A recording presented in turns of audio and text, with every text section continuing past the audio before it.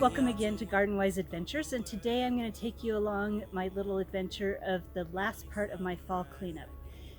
Now actually when I say last part, it's not really the last part. I usually do my final fall leaf cleanup right around Thanksgiving. I usually wait until the snow is just about ready to fall and stick.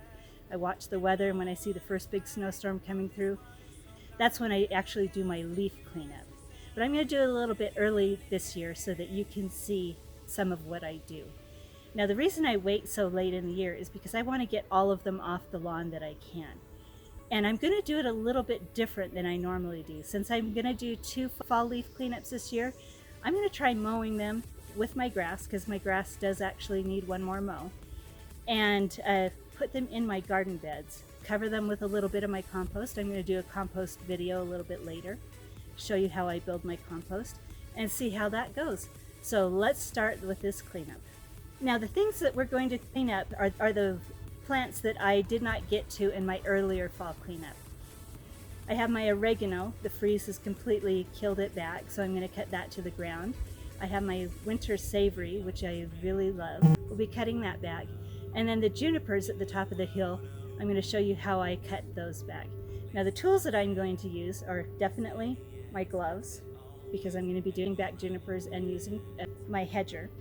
Now this hedger I love. I've shown it to you in past videos.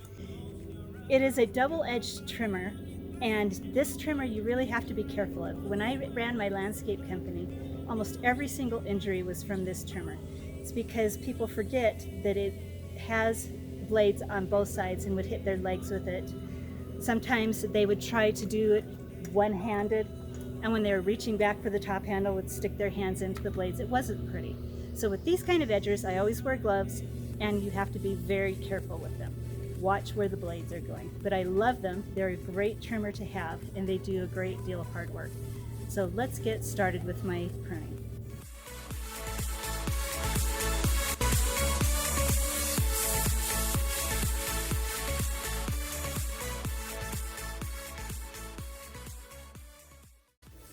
Now that's all there is to it when it comes to pruning back oregano and catmint. And what am I going to do with these? Well, I am going to actually throw them away. I'm going to be doing a compost video a little bit later. Most of the plants that I have in my yard that I cut back are thrown into the compost. The reason I do not throw catmint and oregano into the compost is the seeds. They reseed themselves everywhere, and it is really difficult to get rid of them. So I don't like to leave them in my garden areas. So what I'll do is I'll just throw these away. This is my winter savory and my yarrow. I'm going to cut those also back with the hedger because it's a lot easier. Now the winter savory, I don't know how many of you are familiar with that. I will do another plant of the week video on that next spring when it's in its full glory. It has white flowers, it's drought tolerant, it's great in soups and stews, has kind of a little bit of an oregano thyme flavor. But anyway, I'm going to cut these back now. Sunrise, I gave promise, you said always, and we running dance. I'm following, I'm preaching, you're my church, I'm here, and you're my ear, I'm your eye, and no one is right, on this world is so blind. Now you can see that I have cut this way back, just like it's a little bit, I cut this back a little bit taller than I did the oregano. The oregano went straight to the ground, and my yarrow is the same. Now we're at the top of my garden hill to see what we can do with the juniper that's behind me. As you can see, it's intruding into my path, and I use this path to bring my wheelbarrow up when I'm getting rid of all my leaves. So I am going to use my bypass pruners, my regular loppers. I'm going to see if I could pull the roots, because they've actually rooted into the ground at the top of the hill. See if I could pull those roots out of the ground and cut it back. Now the reason I'm not using the hedger is evergreens, like I talked about in my video on blue spruce. Evergreens do not like to be hedged that much. There are a lot of people who will hedge junipers, but they don't really like it. So I'm going to show you a different way to prune them. Late sunset, you said yes, I said always, and we running dance. I'm water, you're a wave, I'm a player, you're my pride. Well, there's one way. I pulled a little bit too hard and pulled it out. the ground. So let's see what we can do with the rest of it. Now I've tested these junipers out a little bit to see how far back they've rooted. They've rooted pretty tightly to the ground, so I'm not going to be able to pull the roots out of the ground. But I will cut them back as far as I can. Now to cut back junipers, you find the branch that you don't like, cut them back individually to a place where they have another branch coming out. So we're going to do these individually, branch by branch. I'm going to cut them back as far as I can get them.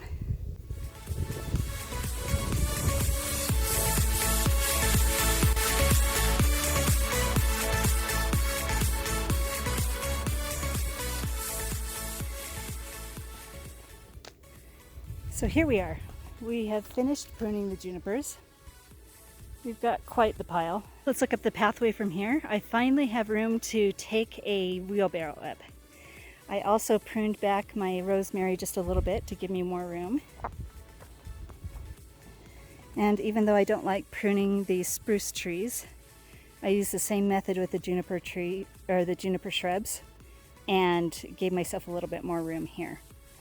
So this is one lesson to be learned. If you're planting gardens, and you remember your pathways and remember to think about the full size of the plants that you plant around it. Now that we're done with the pruning and the cutting back part of our cleanup, let's get on with the leaf mowing. What I'm going to do is I'm going to use my large backpack blower because I like things to go quickly, and I'm going to blow. I'm not going to really pay attention to how many leaves I get out of the beds. What I'm going to do is just blow what I can into the grass, and then we're going to do our final mow of this season. Now we're going to work on the leaf cleanup, and then we're going to mow over the leaves. I'm not going to be really detailed because there's still a lot of leaves to fall. I'm just going to blow some of the leaves out of the beds, and then I'm going to mow over them and put the grass and the leaves in some of my garden beds.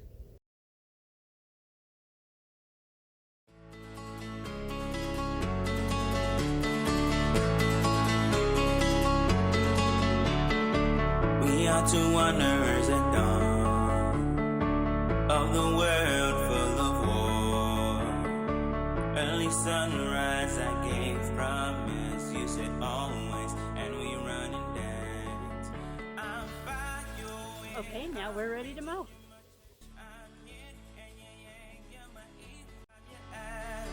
And no one is right, or this world is so blind. Feel no doubts in your essence and always, and we run and dance. So the first place I'm going to put this leaf grass mix in, it's mostly grass, some leaves. I'm going to put it over my garlic bed because these garden beds are so dry right now because we haven't had rain, the irrigation is off. I really would like to protect my garlic. So this is the first bed I'm going to put this mix over.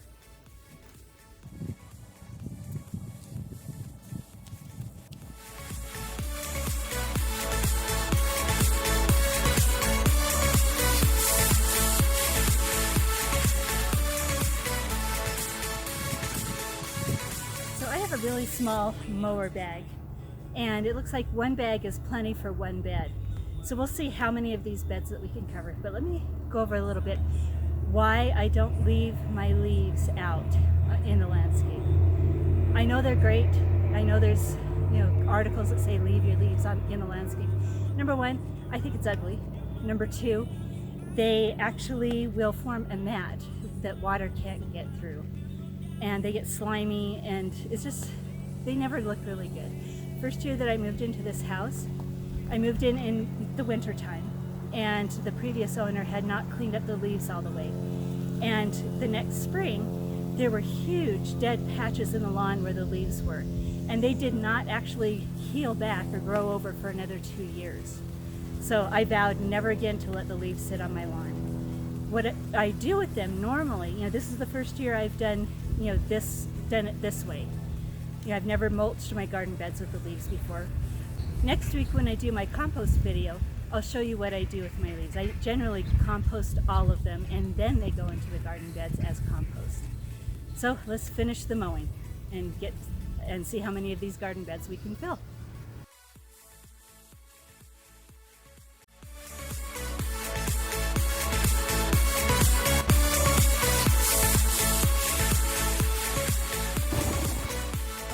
Well, that looks a lot better. I'm done. It's been a long day. Let's go look and see how many beds we were able to fill and talk a little bit more about why this is good for your garden beds.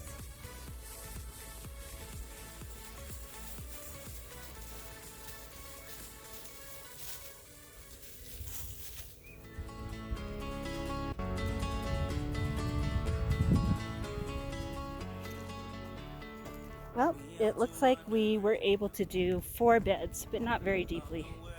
I'm going to actually add some compost on top of this after I finish my compost video next week.